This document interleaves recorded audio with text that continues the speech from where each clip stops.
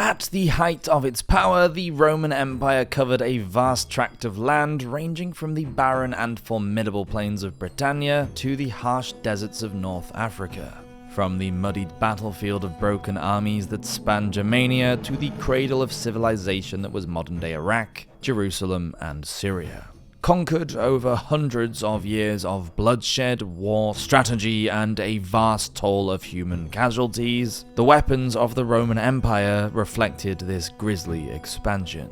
Weapons were both improved and improvised as the demand for different types of combat arose. They were adapted for various climates and environments, as well as being adopted from Rome's enemies themselves. So, buckle up, Centurion, welcome to the Roman Empire.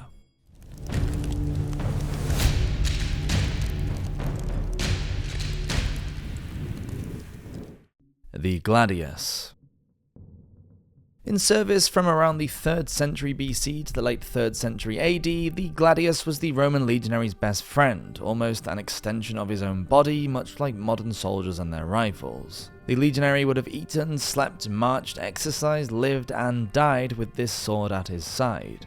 Adopted from the blade used by their enemies during the Punic War, the Celtiberians of Hispania, the Gladius Hispaniensis, or Hispanic sword, was improved and modified by Rome into a variety of formidable edged weapons. Weighing around 1.5 to 2 pounds, the Gladius was designed as a relatively lightweight, easily wieldable sword that could be used in close quarters, one-on-one combat, in the tightly packed confines of mass unit fighting, and even on horseback. 3 easily identifiable variants of the Gladius, the Mainz type, Pompey type, and the Sparta, were widely issued during the 3rd century BC to the 3rd century AD. All 3 types featured a shaped hand grip often made of bone, ivory, or wood, and a wooden pommel and guard which also served as a counterweight. The knobbed hilt, or capulus, of the sword itself was sometimes ornate, signifying senior rank, distinction, or high status. A sculpted eagle's head or oak leaves were popular examples, and an engraved, decorated, ornate sword sheath was also a sign of accolade.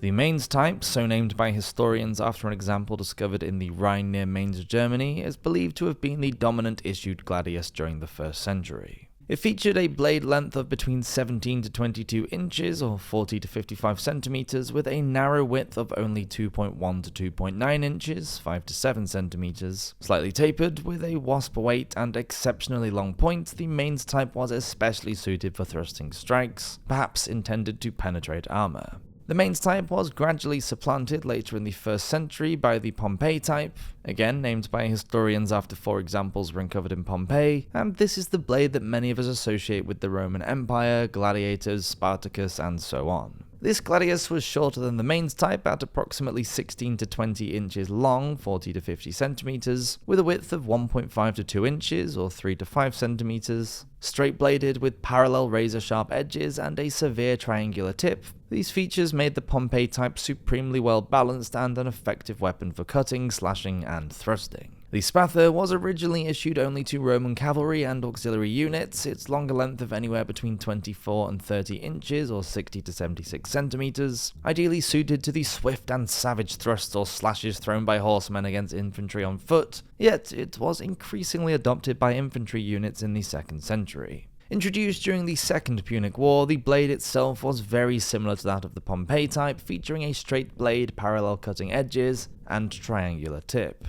However, some sources actually note that cavalry Sparta's tips were rounded so as to prevent accidental stabbing of the cavalryman's foot.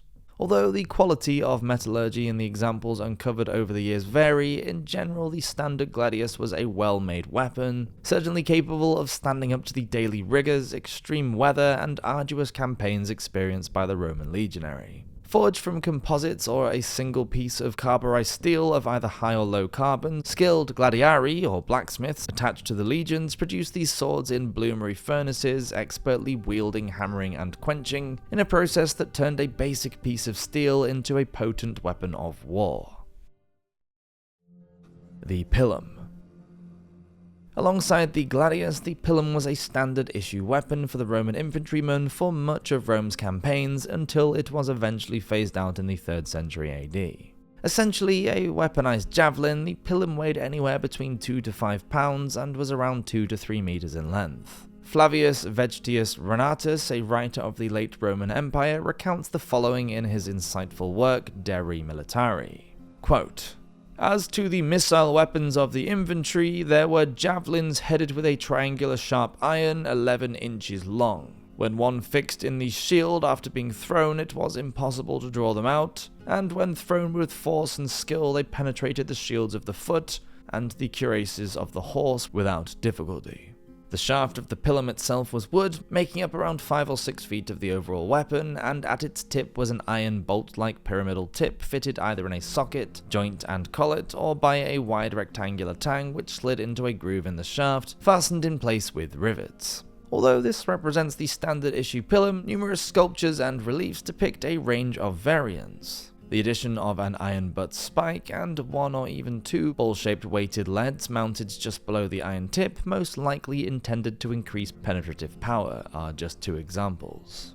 However, it is difficult to assess whether these were official features of the weapon at some point, or merely individual legion modifications. These iron tips are relatively common finds at Roman military sites, providing historians and archaeologists with a fascinating insight into the variation and evolution of the pilum.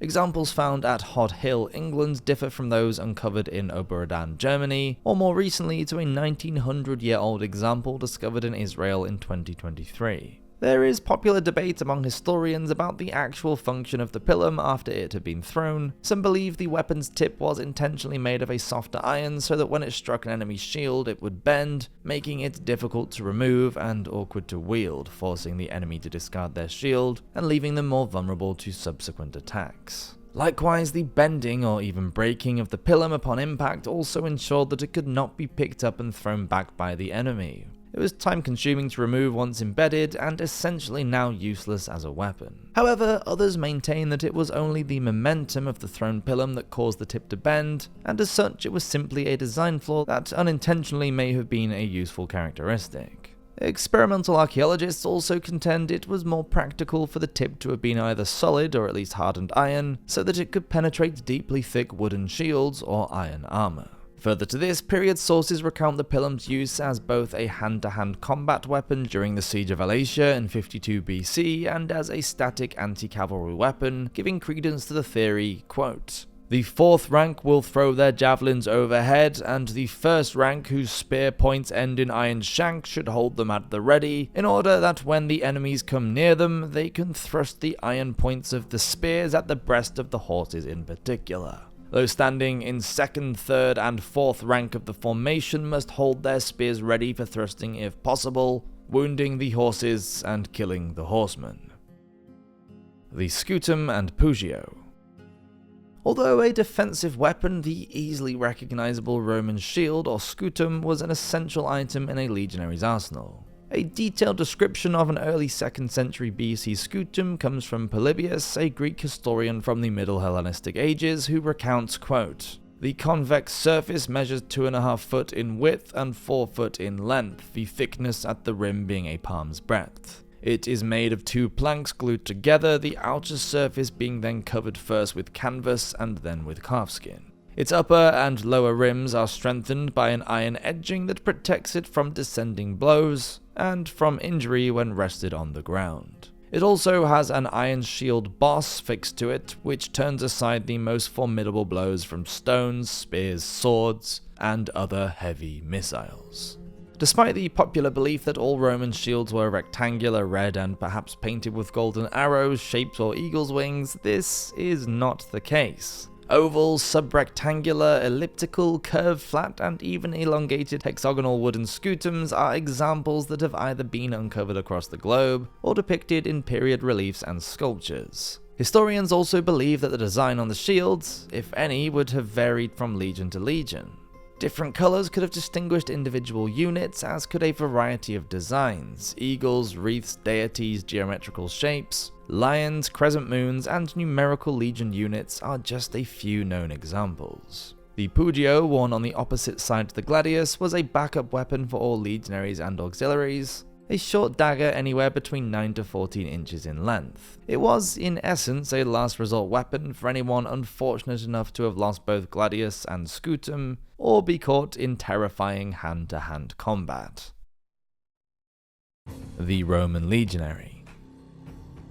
The Roman Legionary himself was one of the best weapons the Roman Empire could send into the field. Recruitment for the legions began as early as 14 to 17 years old, and 25 years service was expected of the individual, or until they were severely wounded or killed on campaign. Basically, just whichever came first. After having sworn the legionary's oath, or sacramentum, a recruit was bound to service with the legions. Their training would be tough.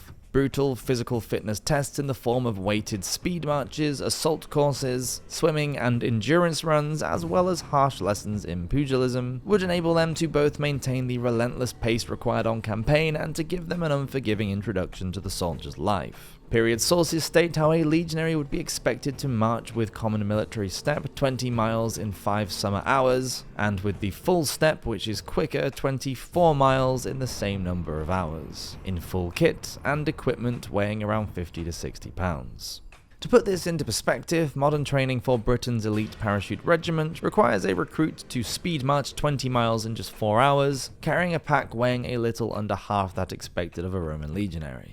Daily training with wooden imitations of the Gladius, Pilum and Scutum, which weighed twice that of the real weapons, would ensure their skill in swordsmanship and close combat, making them capable of fighting as a tight-knit unit or as part of a far larger cohort. This basic training was conducted over a period of 4 arduous months, unrelenting in its attempt at transforming young men into professional, robust and disciplined killers.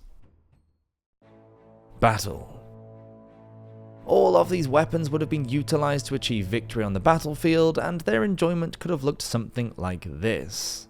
A Roman legion was typically composed of about 4,500 to 6,000 men, divided into smaller units called maniples, each of which consisted of approximately 120 soldiers, though the exact number could vary. 2 centurions commanded each maniple, and 6 tribunes oversaw the legion.